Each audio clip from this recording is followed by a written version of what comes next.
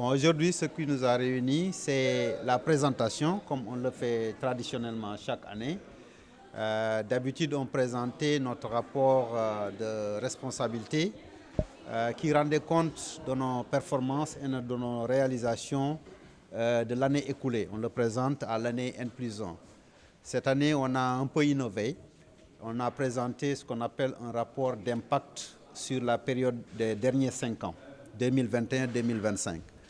Donc ce rapport, au-delà de ce que nous avons fait en termes de production d'or, en termes de chiffre d'affaires, mais réellement l'impact de la mine sur l'économie nationale, sur les communautés qui vivent aux alentours de la mine, sur l'environnement et tout, en tout cas toutes les retombées que la mine peut avoir sur son environnement, sur l'économie nationale et sur les collectivités territoriales. Donc on a pu démontrer que sur les 5 ans écoulés, en termes de contribution économique, la mine a investi plus de 1500 milliards de francs CFA, ce qui représente 1,7% du PIB du Sénégal au niveau donc du pays.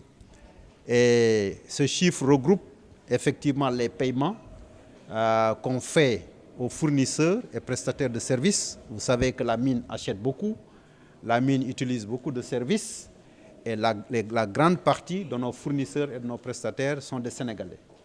81% de nos achats dans cette période-là sont faits avec des entreprises sénégalaises. Donc ceci pour 950 millions de francs CFA. Mais il n'y a pas aussi que les entrepreneurs locaux, il y a aussi le trésor public, c'est-à-dire l'État du Sénégal, effectivement, qui a mis toutes les conditions propices à l'investissement, qui nous a invités à venir, en tout cas faire notre activité, investir dans le pays.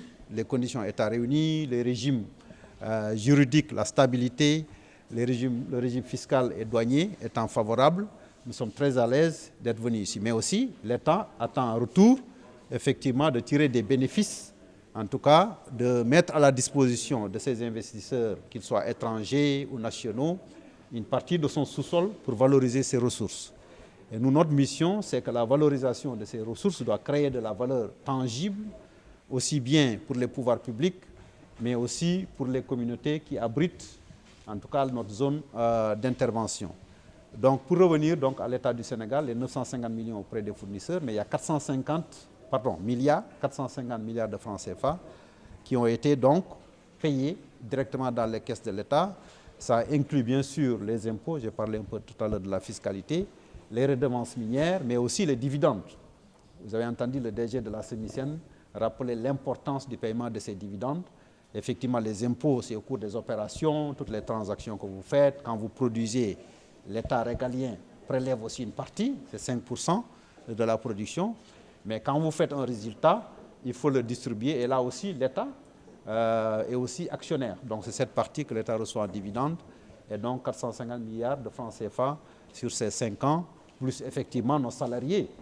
95% de notre main-d'œuvre est constituée de Sénégalais. Et donc le salaire, même si tous nos salariés sont payés localement, mais les 95% de Sénégalais, leur salaire est investi directement ici. Donc ce qui fait, sur ces 5 ans, les 1500 milliards de francs CFA. Mais nos actionnaires nous disent aussi, nous ne sommes pas intéressés par une once produite qui dégrade l'environnement de manière irréversible. Ou si vous produisez cet or, même si elle nous rapporte de l'argent, ce n'est pas fait dans l'intérêt des populations. Donc c'est très important pour nous aussi de montrer qu'au-delà de produire de l'or, nous sommes une entreprise responsable. Les communautés qui nous accueillent, qui nous fournissent une grande partie de cette main-d'œuvre, j'ai parlé de 95% de Sénégalais, mais dans ces 95%, quasiment les 50% proviennent des communautés voisines de la mine. Donc ce sont ces communautés elles-mêmes en fait qui constituent la force du travail, qui produisent cette richesse. Mais comment vous la produisez aussi, c'est important. On le produit dans le respect des normes de la réglementation. Donc en tenant compte de l'intérêt des communautés, on a investi aussi sur la même période 18 milliards de francs CFA directement dans des projets communautaires.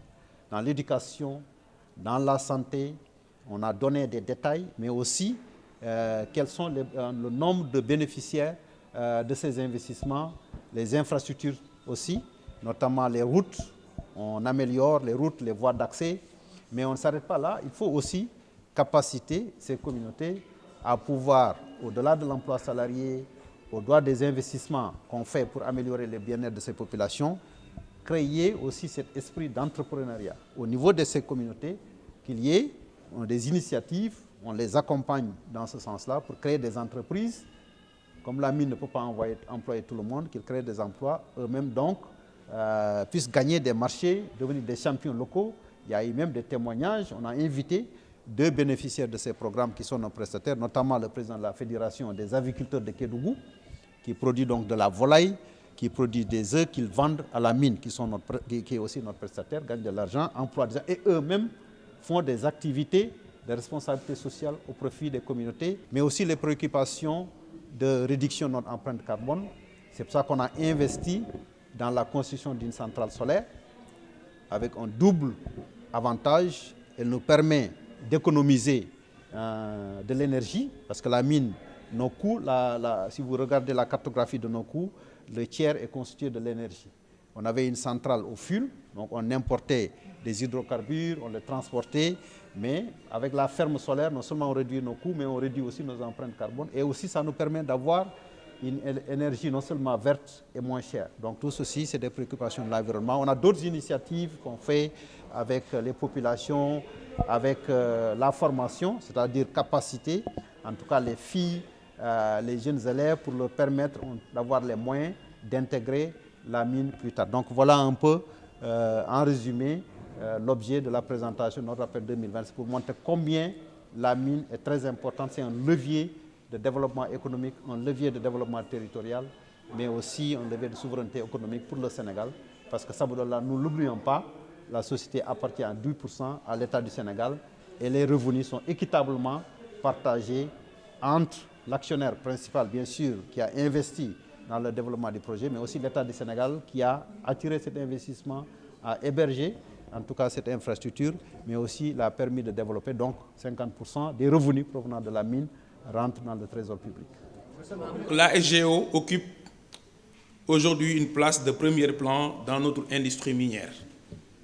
En tant que premier producteur d'or au Sénégal, elle contribue de manière significative aux recettes d'exportation et surtout à l'amélioration de la position extérieure du pays en termes sur le plan commercial.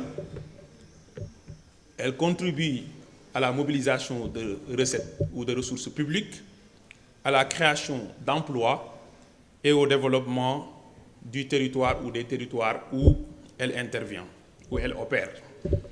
Son parcours illustre la capacité de notre pays ou du secteur minier sénégalais à attirer des investissements structurés et à créer de la valeur ajoutée. L'or, au-delà de sa valeur historique, demeure l'un des métaux les plus stratégiques de l'économie mondiale. Il constitue une réserve de valeur universellement reconnue, un actif de refuge en période d'incertitude et un élément essentiel de diversification des réserves des banques centrales. Au-delà du secteur de la joaillerie, il trouve également une application croissante dans des secteurs de la haute technologie, de l'électronique et de certaines industries de pointe au vu de ses nombreuses ou de ses innombrables caractéristiques. Dans le contexte économique international actuel, marqué par des tensions géopolitiques, des incertitudes financières, des pressions inflationnistes et la volatilité des marchés, l'or connaît un regain d'intérêt sans précédent. Cette situation crée des perspectives favorables pour les pays producteurs comme le Sénégal. Le rapport d'impact qui a été présenté ici démontre que la SGO contribue de manière significative à la réalisation de ces objectifs fixés par les autorités et poursuivis en termes de mise en œuvre par la SOMISEN. Les investissements réalisés, les emplois créés, les dividendes versés à l'État actionnaire, ce que j'aime le plus, donc contribue de manière significative et essentielle à la croissance, sans compter la responsabilité sociétale d'entreprise, avec de nombreux efforts qui sont consentis et qui traduisent de la volonté réelle de faire de l'activité minière un facteur de progrès partagé. Je suis dans le département le plus minier du Sénégal, je le dis souvent. Quand je le dis, c'est surtout par rapport à la diversité du minerai dans le département de Saraya.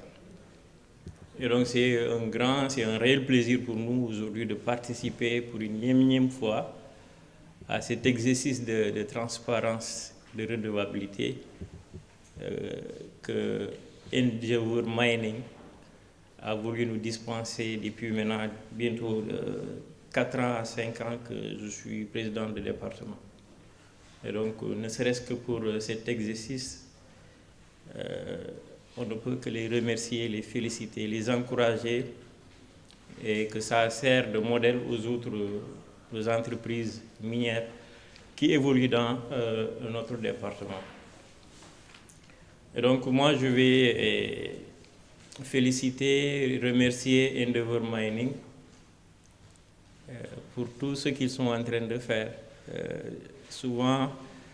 C'est souvent de temps en temps tendu entre nous, parce que nous défendons les intérêts de la communauté minière et ils défendent aussi l'intérêt de leur société, même si il y a beaucoup de générosité quand même dans ce qu'ils font.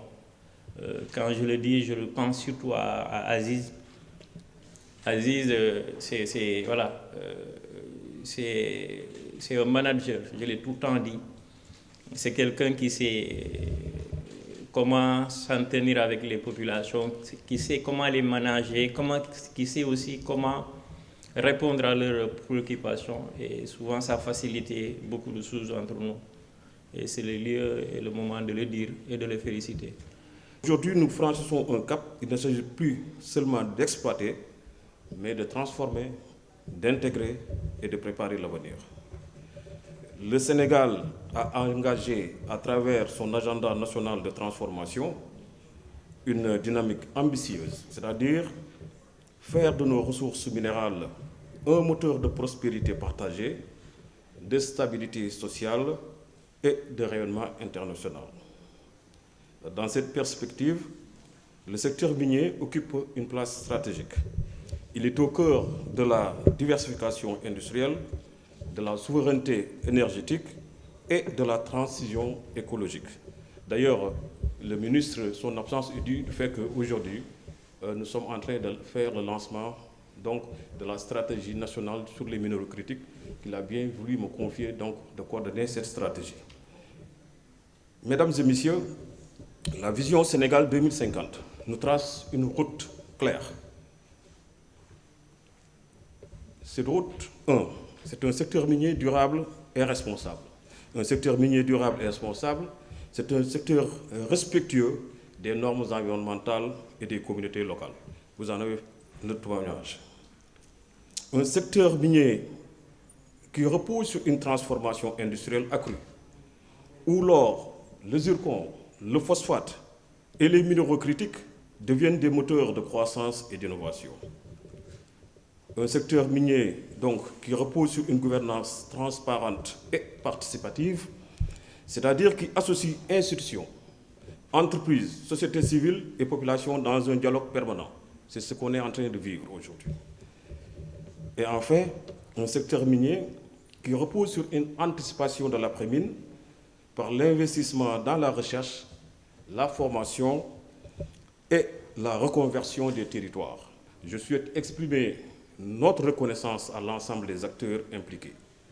Il s'agit des entreprises pour leur engagement en faveur de la transparence et de la responsabilité sociale, des institutions nationales pour leur rôle de régulation et pilotage stratégique, aux parlementaires et aux organes de gouvernance pour leur vigilance et leur contribution à l'amélioration continue du cadre légal, aux communautés locales, véritables partenaires et bénéficiaires de cette transformation. Notre ambition, c'est le ministre qui parle, est claire. La publication de ce rapport est une étape, mais elle doit être suivie d'actions concrètes. Renforcer la transparence, multiplier les initiatives de transformation locale et garantir que chaque citoyen, du village le plus reculé à la capitale, ressente les bénéfices de ces richesses nationales. En ce sens, le ministère des Mines et de la Géologie réaffirme son engagement à travailler main dans la main avec tous les partenaires pour que le secteur minier soit non seulement un moteur de croissance, mais aussi un vecteur de justice sociale et de dignité nationale. Nous félicitons donc la compagnie Sabodala Gold Operation pour toutes les réalisations qui sont faites. Je vous remercie de votre aimable attention.